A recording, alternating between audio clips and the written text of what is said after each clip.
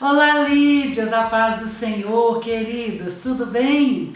Estamos de volta para mais uma aula da nossa Escola Bíblica Dominical dessa semana. Aula da lição de número 5. Lição de número 5, você que ainda não assistiu aquela lá da número 4, o link do YouTube está no grupo do WhatsApp da Escola Dominical, você pode acessar e assistir a sua aula, deixar o seu ok lá, colocar suas dúvidas também lá no grupo, vai ser bênção, tá? Vamos orar para começarmos a nossa aula?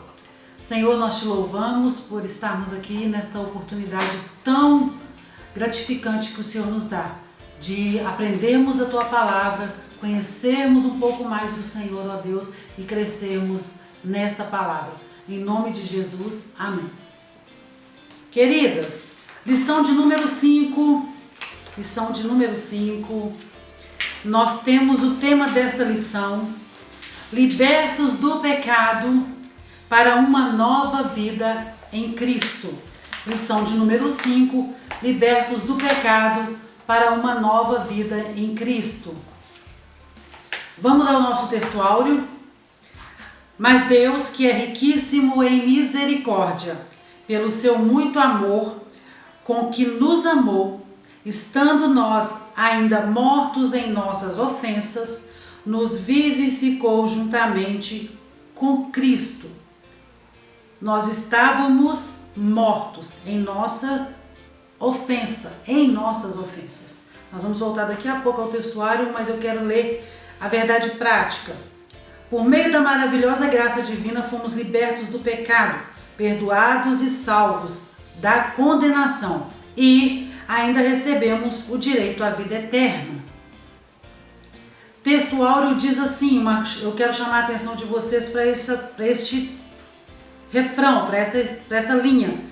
Estando nós ainda mortos em ofensas. O que é esse mortos em ofensas? Mortos nos nossos pecados, mortos nos nossos delitos, mortos naquilo que nos separava de Deus. Então, se a pessoa está morta, ela não sente cheiro, ela não respira, ela não fala, ela não ouve, ela está inerte. E nós estávamos nessa condição, mortos em nossas ofensas. E aí, quem nos justificou? Cristo, por intermédio do seu sacrifício na cruz do Calvário. E é dessa parte que nós vamos falar nessa lição de hoje. Seguindo, não sei se você fez a sua leitura diária, mas eu recomendo que você faça. Cada dia da semana nós temos um versículo para você meditar, tá? Segunda, terça, quarta, quinta, sexta, sábado. E no domingo é a escola dominical. E hoje eu quero chamar a atenção de vocês para o primeiro versículo da semana, que está em Romanos capítulo 3, versículo 21 e 23, que diz assim: todos pecaram e encontram-se longe de Deus. Todos nós pecamos e destituídos nós estávamos da glória de Deus. E nós fomos justificados gratuitamente pela graça de Deus na redenção que há em Cristo Jesus. Nós nascemos do pecado, nós estávamos em pecado, longe da glória de Deus, mas com a morte de Jesus, com o sacrifício de Jesus na cruz do Calvário, eu e você, ao crermos nesse sacrifício que Ele ressuscitou, no poder da glória de Deus para ressuscitar a Cristo, nós cremos nisso, então nós somos salvos, justificados. Deixamos então o pecado que nos cercava. Outro versículo que me chama a atenção, na terça-feira, Isaías 59, 1 e 2. Os pecados nos afastam de Deus e impedem as nossas orações. O que acontece? O pecado, ele só tem uma coisa que faz separação entre mim e Deus, entre você e Deus. Romanos, Paulo diz assim, que nada poderá me separar do amor de Deus, nem o porvir, nem a dor, nem a morte, nem nada. Mas só tem uma coisa que faz separação entre eu e Deus, o pecado. E aí nós temos um estágio separado. Nós temos o pecado que, lá no versículo 59, 1 e 2, vamos ler lá, como diz o versículo? Eu deixei aqui separado Isaías 59, versículo 1 e 2, que diz assim: eis que a mão do Senhor não está encolhida para que não possa salvar, nem agravado o seu ouvido para não poder ouvir. Mas as vossas iniquidades fazem separação entre vós e o vosso Deus. Os vossos lábios falam falsidade, a vossa língua pronuncia perversidade. Tem uma versão que diz assim que o pecado faz com que ele vire o rosto para nós. A iniquidade é o pecado, aquele que você pratica hoje, pratica amanhã. Você tem aquela atitude de pecado e hoje você chora, hoje você reclama, hoje você pede perdão a Deus, mas ele vai cauterizando a sua mente e aí você não volta mais atrás, você não deixa mais de pecar. Mas continua, eu sou serva do Senhor, eu amo o Senhor, estou aqui na casa do Senhor. Mas continua pecando. Esse pecado não te incomoda mais, ele vira uma iniquidade. O pecado, quando vira o rosto, o Senhor vira o rosto para aquele pecado. Você pecou, fez alguma coisa que vai contra a palavra do Senhor, contra aquilo que nós entendemos que vai ofender a santidade de Deus. Nós pedimos perdão, rasgamos nossas vestes, nosso coração diante do Senhor, pedimos perdão. Deixamos de pecar, o Senhor virou o rosto para nós quando estávamos pecando, mas Ele nos perdoou e nós somos. Mas a iniquidade, ela nos separa de Deus, porque você não consegue mais voltar para aquilo se você não tiver um encontro verdadeiro com o Senhor para perdão desse pecado e você deixar a prática desse pecado. Essa iniquidade vai te separar, vai te levar para longe de Deus. Então, este é o versículo de Isaías 59, 1 e 2, que nós estávamos falando. Vamos à leitura bíblica em classe. Está em Efésios capítulo 2, versículo 1 ao 10. E vos vivificou estando vós mortos em ofensas e pecados. Parte do texto áureo que nós lemos. E eu quero chamar a atenção de vocês para o Efésios 2:8. Vocês façam a leitura na revista e eu quero chamar a atenção de vocês para Efésios 2:8. Porque pela graça sois salvos por meio da fé. E isso não vem de vós, é dom de Deus.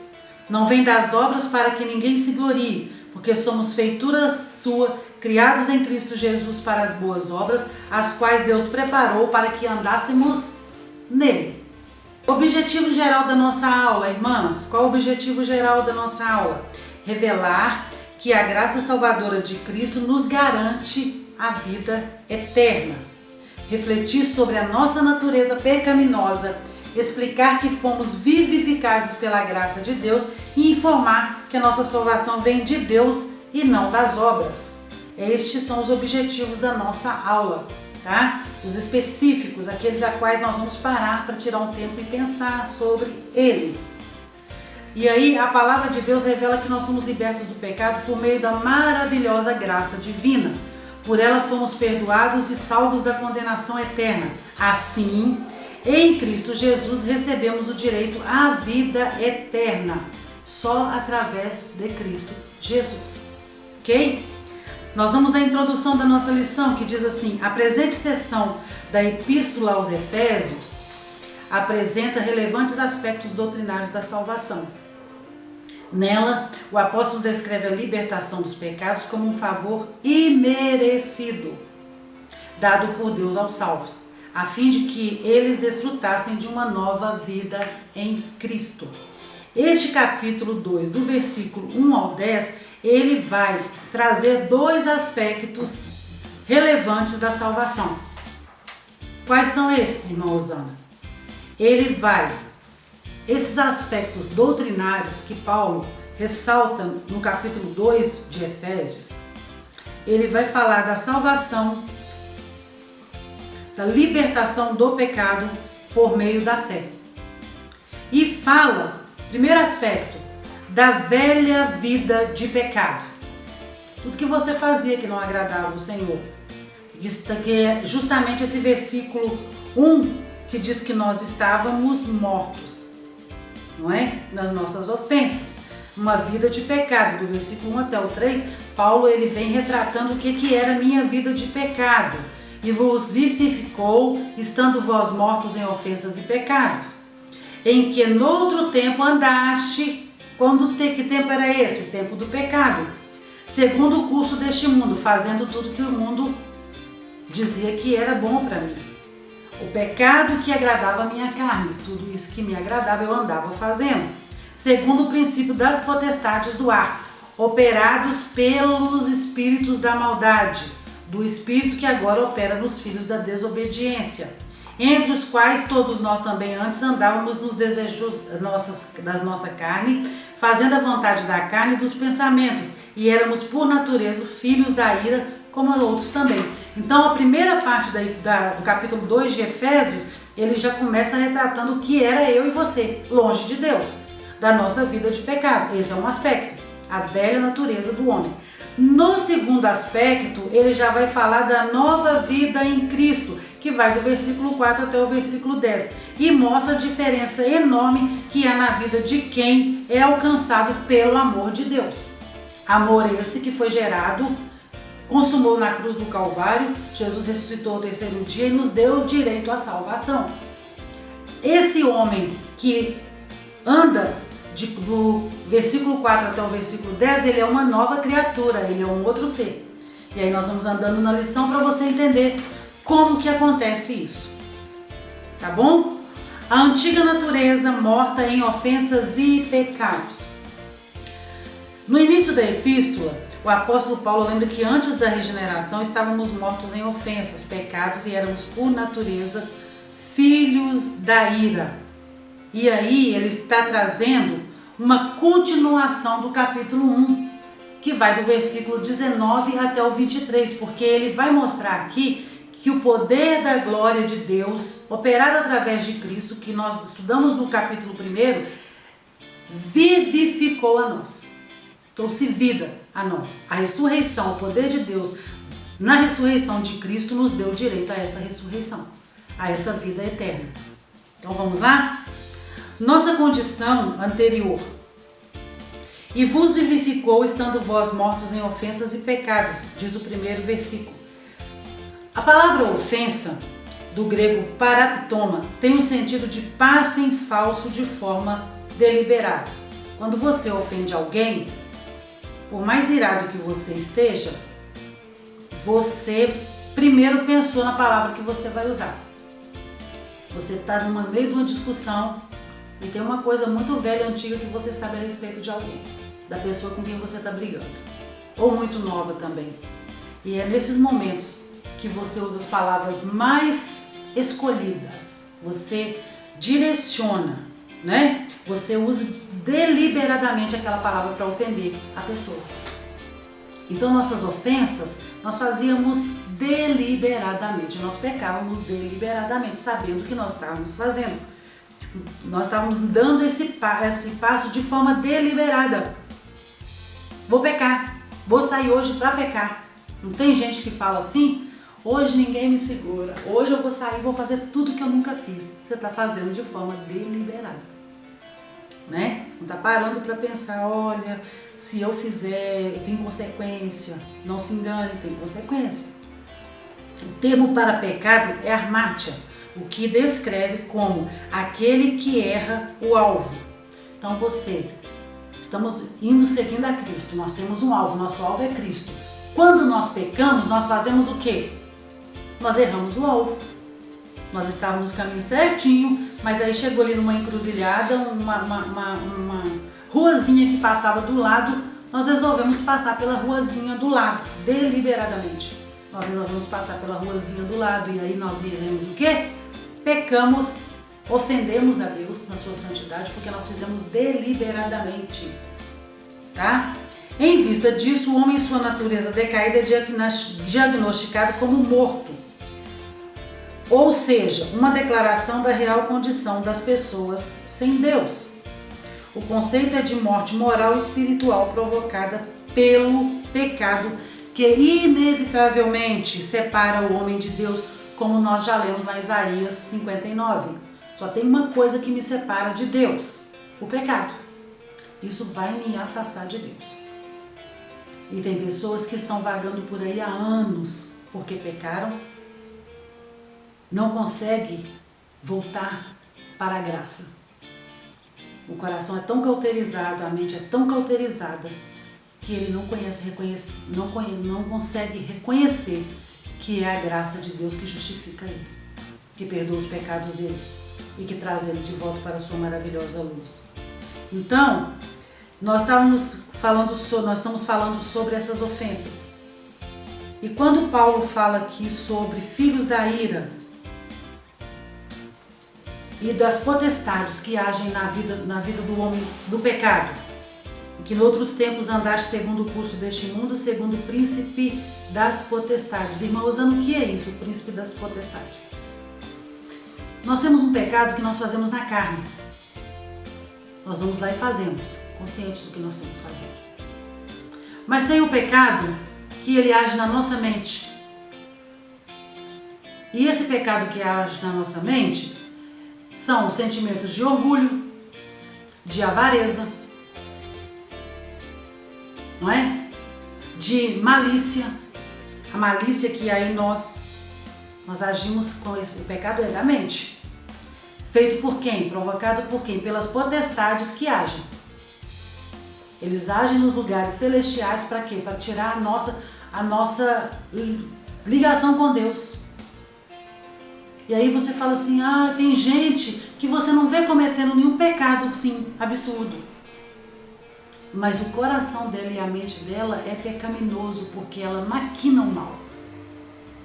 Ela tem uma malícia, ela tem uma vingança que ela tem preparado dentro dela para fazer contra alguém, e essa ação vingativa que ela tem, isso é pecado. Pecado gerado na mente. Não é um pecado que você gera com a sua força, com a sua mão. É algo que você... A palavra de Deus é muito clara a respeito daqueles que maquinam o mal. Isso é tão sério que a palavra trata desse assunto. Dos homens que maquinam o mal. Planejam fazer o mal. Isso é pecado. Então, e quem atua nessa esfera? Quando atua nessa esfera? Quando nós estamos mortos nas nossas ofensas e pecados. Quando nós nos encontramos com Cristo, nós temos um novo nascimento e essa coisa vai mudar. E aí nós vamos caminhando porque tem uma condição, se não mudou, tem alguma coisa que não está exatamente aí. Tal qual um corpo inerte, a natureza pecaminosa impede o homem de ouvir e obedecer à voz de Deus. Quem assim vive está morto enquanto vive. Então você está caminhando, você está bebendo água, você está deitando, você está dormindo, está trabalhando, mas espiritualmente você está morto. E esse pecado, inclusive esse pecado que eu estou falando gerado na mente, a palavra diz assim que quando nós cobiçamos alguma coisa em nossa mente, nós já pecamos. Eu não preciso nem fazer. Mas se eu olhei e desejei, eu já pequei. Eu tive inveja. Tem uma fulana, tem uma irmã, tem uma moça, tem uma colega de trabalho que ela usa joias muito bonitas. Ou ela conta todo dia que o casamento dela é maravilhoso. E aí eu sento e falo, puxa vida, essa mulher nem é crente, a vida dela é maravilhosa, e eu sou crente, não tenho nada, eu sou maravilhosa, não tenho nada. E aquilo vai gerando vai gerando um pecado no seu coração, porque você começa a invejar a vida da outra. Isso na sua mente. E você não expõe para ninguém, não conta para ninguém o que está acontecendo não, né? Pois é. Essa cobiça. O que é cobiça, irmã? Cobiça é um desejo ardente. E aí, depois de haver concebido, quer dizer, você pensou, você sentiu, você está dando a luz ao pecado. Quando você começou a se atentar para isso na sua mente, cobiçar, desejar, querer aquilo, você está dando forma ao pecado na sua mente. Quando executa, quando você parte para o pecado em si, que a palavra diz assim, que se você desejar no seu coração, você já pecou, você está dando forma ao pecado. Quando você faz o pecado, consuma o pecado, você está fazendo o quê? Você está gerando a morte depois do pecado. Entendeu? Então, por isso que esse cuidado que Paulo tem, e ele fala a respeito disso. Quando você puder, você leia também Tiago, capítulo 1, versículo 15. Tiago, no capítulo 1, versículo 15, ele fala sobre isso também. Eu até tenho aqui aberto Tiago, capítulo 1, versículo 15. Vamos ler aqui.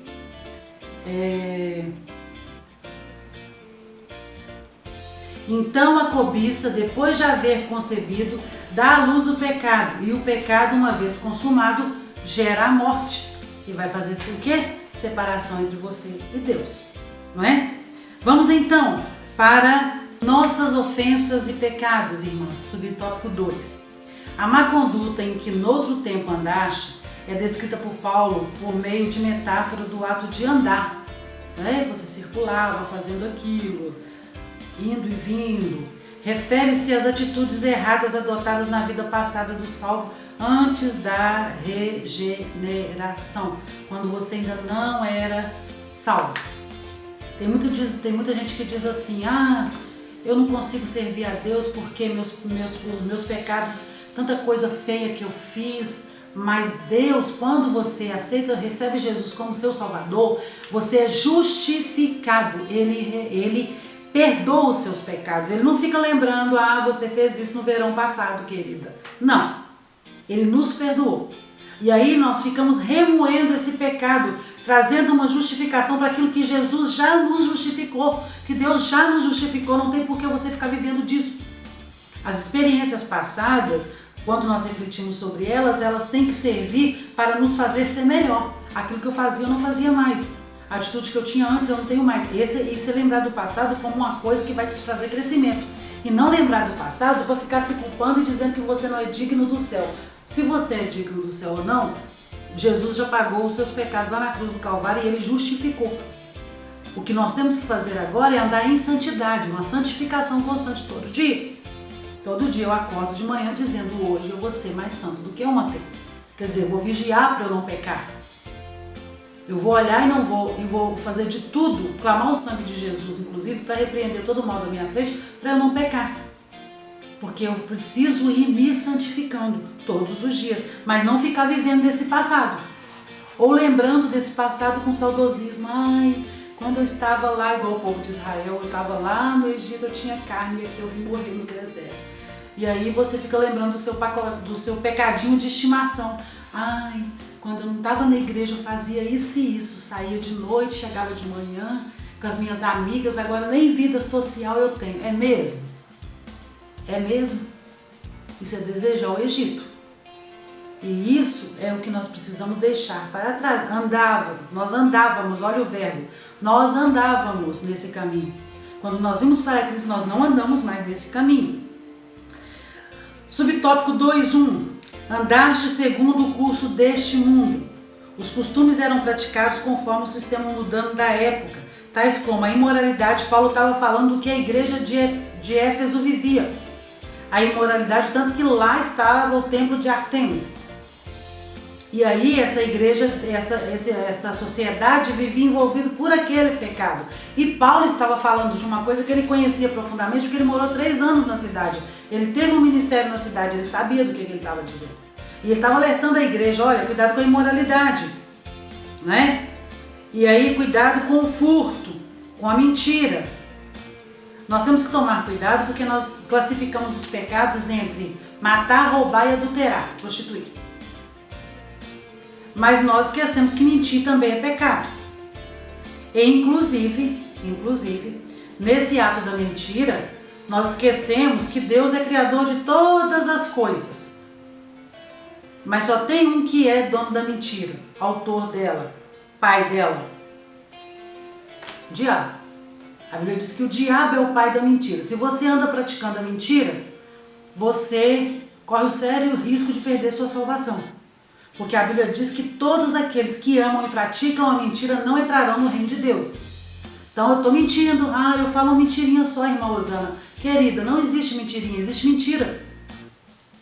E aí quando Paulo fala sobre isso, é o que? Os costumes que eram praticados antes eu não pratico mais. Quando eu andava naquele caminho, eu estava morto nos meus pecados e ofensas, eu praticava, hoje eu não pratico mais.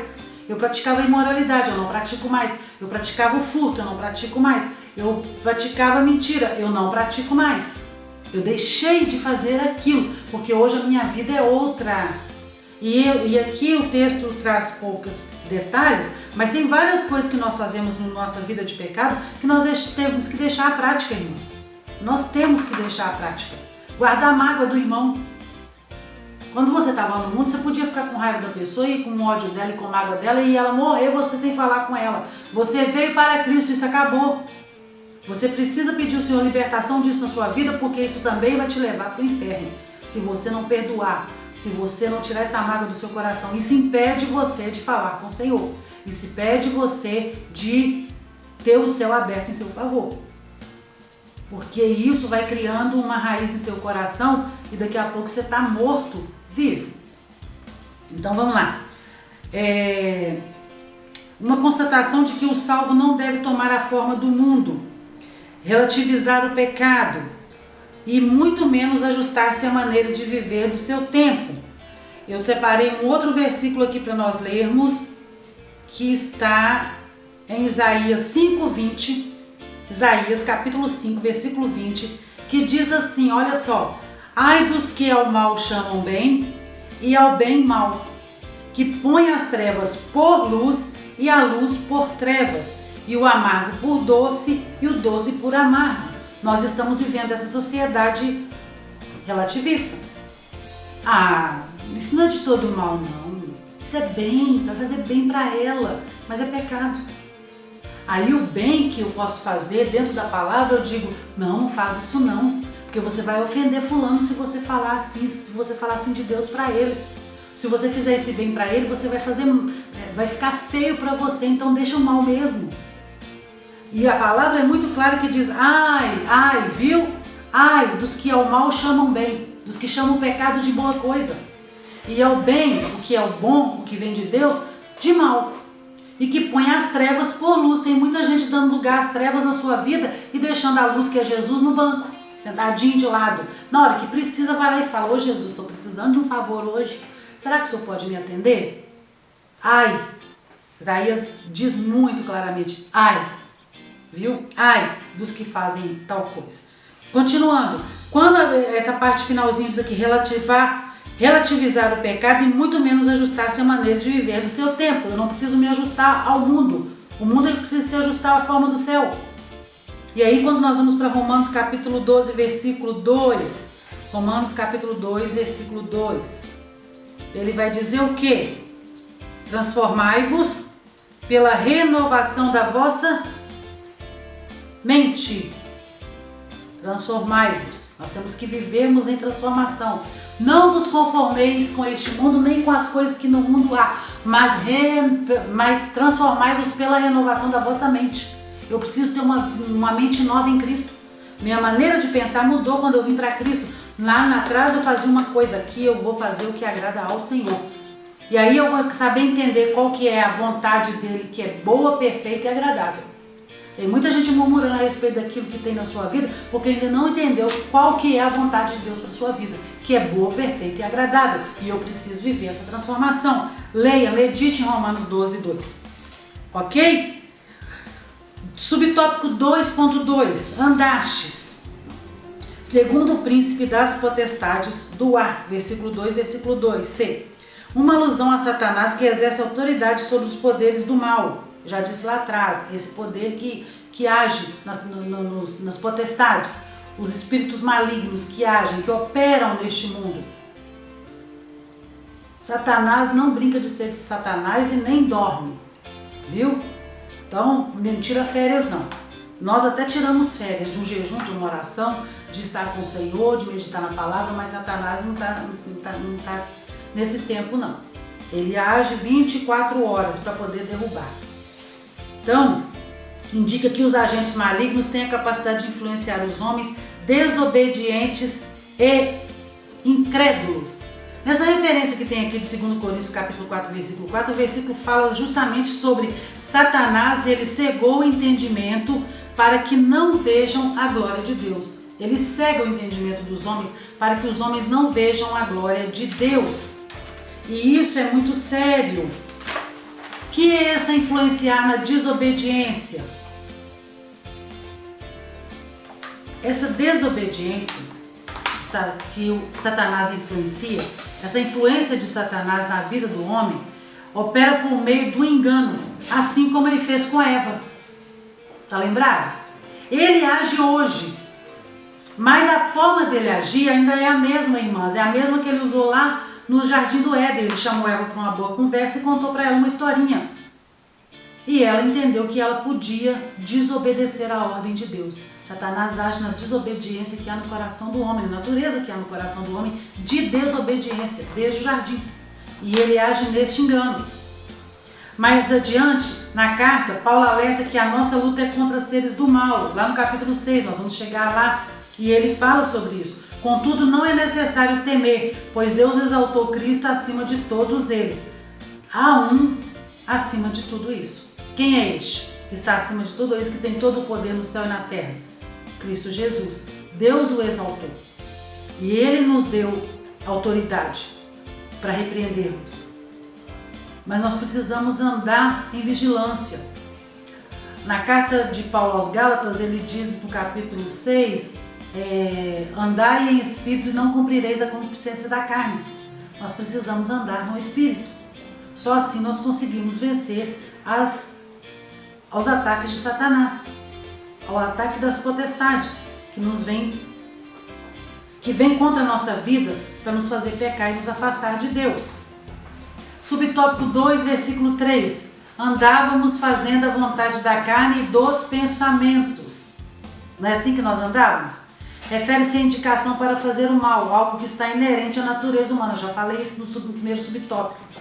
Que nós fazíamos tudo isso e tudo que nós fazemos, essa ação que nós temos da nossa mente, e o pecado não é só da ação geral do que eu saí, do que eu fiz, mas do que é gerado dentro do meu coração, esse pecado que é gerado no meu coração. Eu tenho que tomar cuidado com isso. Porque tem gente que é muito santo. Você fala assim, fulano é tão santo, gente. Mas como assim? Mas você não sabe o que tem no coração. Você não sabe como está o coração da pessoa. Você não sabe o que está na mente da pessoa. E nós temos que tomar cuidado com isso. Estão incluídos aqui pensamentos pervertidos e a prática de todos os desejos desordenados da carne. É aquilo que você não pratica, mas você fica pensando se você praticasse como que seria. É pecado. A palavra diz que antes, quando surgiu no meu coração, já começou a gerar o pecado. E aí eu tenho que cuidar. Como resultados, éramos filhos da ira. Isso tudo nós fazíamos quando nós éramos filhos da ira. Isto é, condenados e desprovidos do favor divino. Nós estávamos mortos, não é? Nas nossas ofensas. Isso era o que nós fazíamos. Paulo sublinha que essa era a nossa condição. Entretanto, aprove ao Pai nos eleger e nos predestinar para filhos da adoção, que é o que nós estudamos semana retrasada. Nós somos predestinados para sermos filhos da adoção e temos direito a receber tudo aquilo que o Senhor preparou para nós.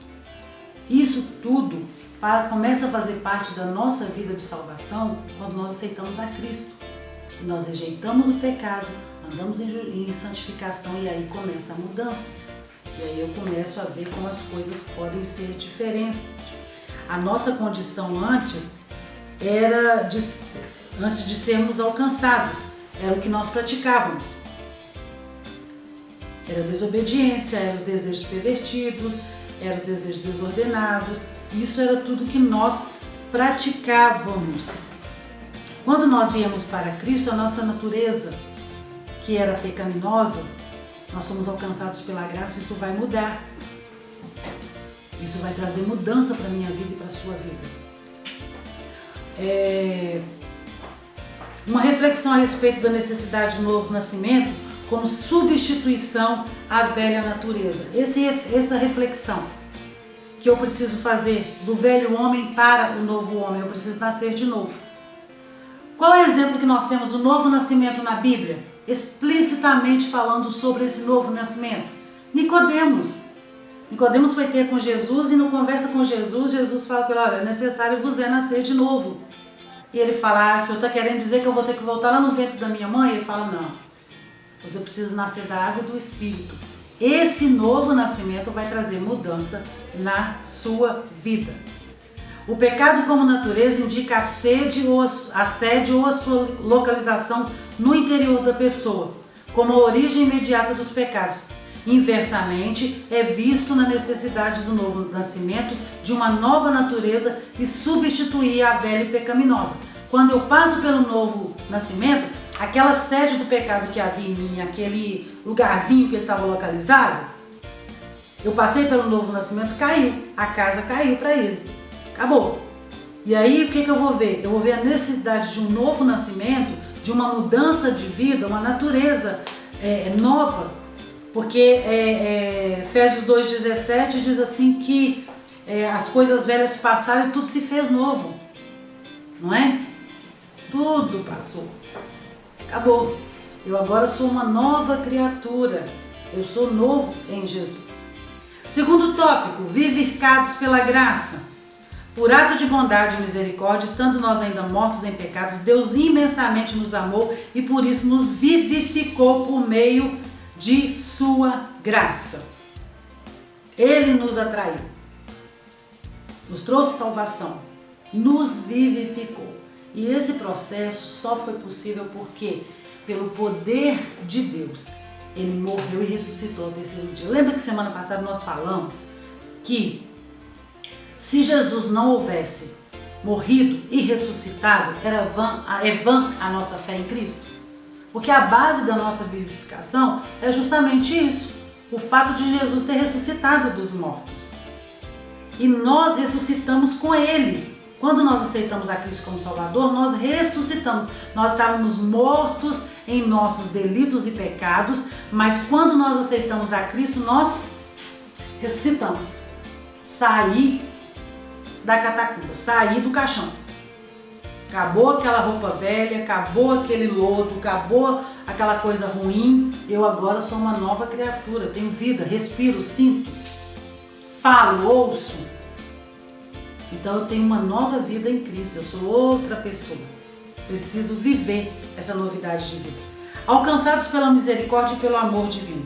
Após constatar a situação da humanidade sob a ira de Deus, Paulo passa a descrever os atos divinos de amor e de misericórdia que alteram o quadro caótico da raça humana. Começando com uma conjunção adversativa, o apóstolo declara exultante: mas Deus, que é riquíssimo em misericórdia, pelo seu muito amor com que nos amou. Esse muito aqui não é no sentido de ser grande. Não é no sentido de ser grande esse muito amor dele derramado. Esse muito amor dele derramado aqui é justamente no sentido de que ele é abundante. O amor abundante do Senhor foi derramado por mim e por você. E ele diz: mas Deus, que é riquíssimo em misericórdia, pelo seu muito amor com que nos amou. Qual que é o nosso texto áureo? Hein? Qual que é o nosso texto áureo da Bíblia? A respeito de Jesus, do Evangelho de Jesus, do sacrifício de Jesus. João 3,16. Porque Deus... O que aconteceu? Por quê? Causou o que esse porquê dele aí? Porque Deus amou o mundo de tal maneira que deu seu Filho unigênito. Tópico 3, irmãs. A salvação não vem das obras. E esse tópico é muito interessante para a sua vida, para você entender como as obras não fazem ninguém chegar ao céu. Falou muito comigo esse tópico. Em Efésios 2, do versículo 8 ao 10, Paulo revela que a salvação não depende de obras humanas, porque pela graça sois salvos por meio da fé. Porém, uma vez salvo, o crente deve praticar as boas obras, não é? O fato de eu ser salvo me faz praticar boas obras, mas praticar boas obras não faz eu ser salvo. Entendeu? Vamos lá, para vocês entenderem isso aí. Graça como meio da salvação, é o primeiro subtópico nosso. Graça como meio de salvação. A salvação inclui a libertação da morte, da escravidão, do pecado e da ira vindoura. Ao mesmo tempo, permite ao salvo desfrutar de todas as bênçãos espirituais descritas em Efésios. Então, eu sou salvo. E essa salvação, no momento que eu aceito a Cristo, eu sou justificado.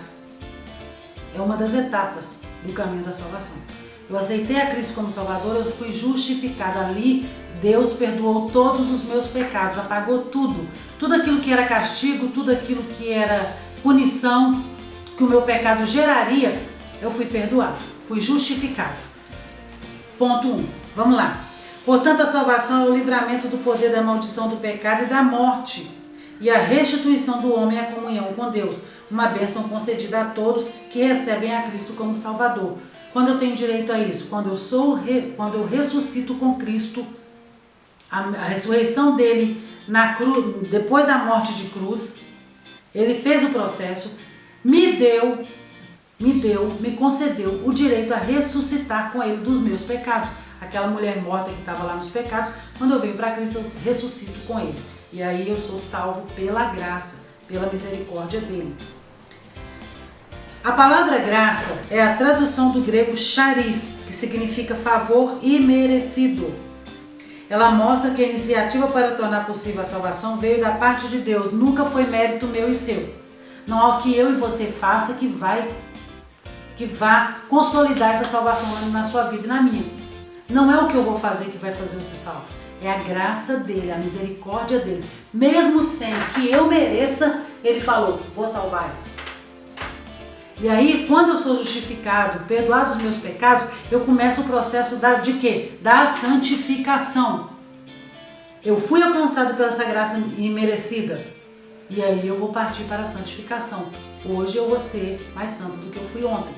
Vou resistir à carne, vou resistir ao pecado, para me manter santificando. Porque só assim eu vou chegar lá no final das contas. Na salvação plena. Não é? No dia que eu vou encontrar com Jesus. É por meio da graça que Deus ativa o livre-arbítrio e capacita o pecador para que responda com fé ao chamado do Evangelho. Essa questão aí do livre-arbítrio, tem muita gente que bate de frente com isso, a questão do livre-arbítrio.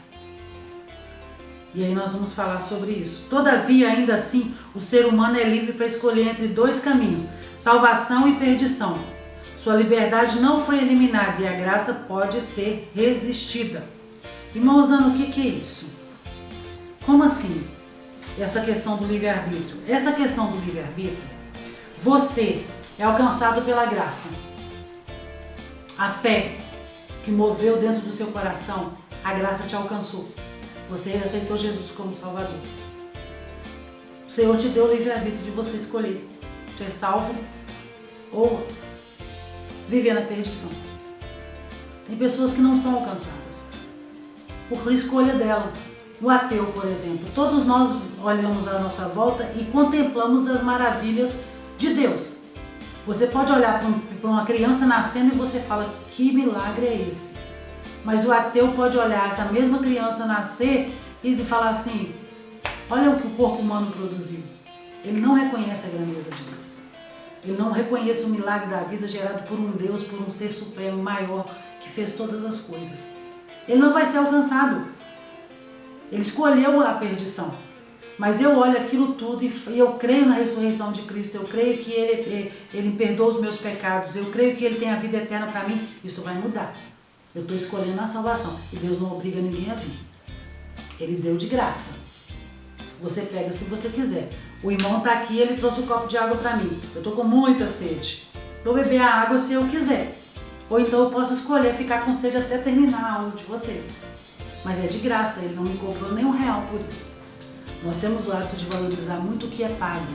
Mas o que é de graça, nós jogamos na cesta, não é isso? Salvação é de graça. Ah, hoje eu estou lá, amanhã eu vou para outro lugar.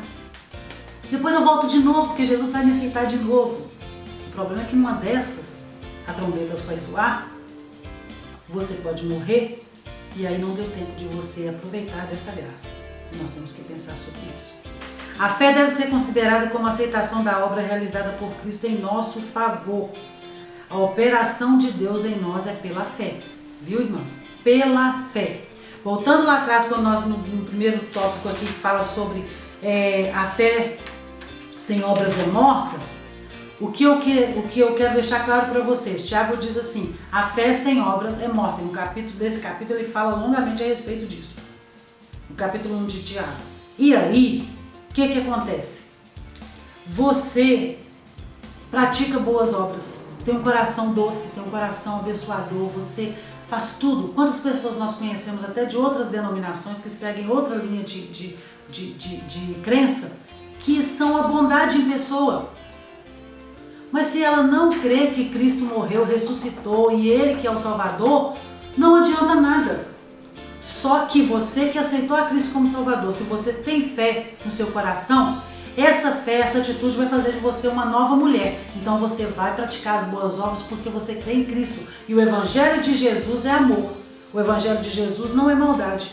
Então se eu sou testemunha de Jesus, e na lição passada nós falamos sobre isso, que a igreja é a expressão de Jesus na terra, nós temos que praticar boas obras. Não existe Evangelho de Jesus sem boas obras. Embora isso não vá me levar para o céu, as obras não me levam para o céu, mas o Evangelho de Jesus, ele é completado a partir do momento que eu sinto amor pelo próximo e abençoo a vida do próximo. Essas são as boas obras. Então vamos lá. As obras como evidência da salvação. Aqui Paulo usa duas negações para endossar a origem da salvação. A primeira expressão, isso não vem de vós, não sou eu. Trata da salvação pela graça que provém de Deus. A segunda ratifica que a salvação não vem das obras, então ela não vem de mim, não há nada que eu faça que me faça ser salvo, e não vem das obras que eu por acaso venha fazer, também não vai me fazer ser salvo. O que indica que não se tratar da recompensa de algum humano. Essas afirmações excluem a possibilidade de alguém ser salvo por esforço pessoal. O meu esforço pessoal não vai me fazer chegar no céu. O que acontece? Essa graça recebida por meio do sacrifício de Jesus na cruz do Calvário, só ela pode me levar. Só ela pode me levar ao céu. Então não há nada que eu, Osana, faça que vá me garantir a salvação. E esse é o cuidado que nós temos que ter. Tá, irmãs?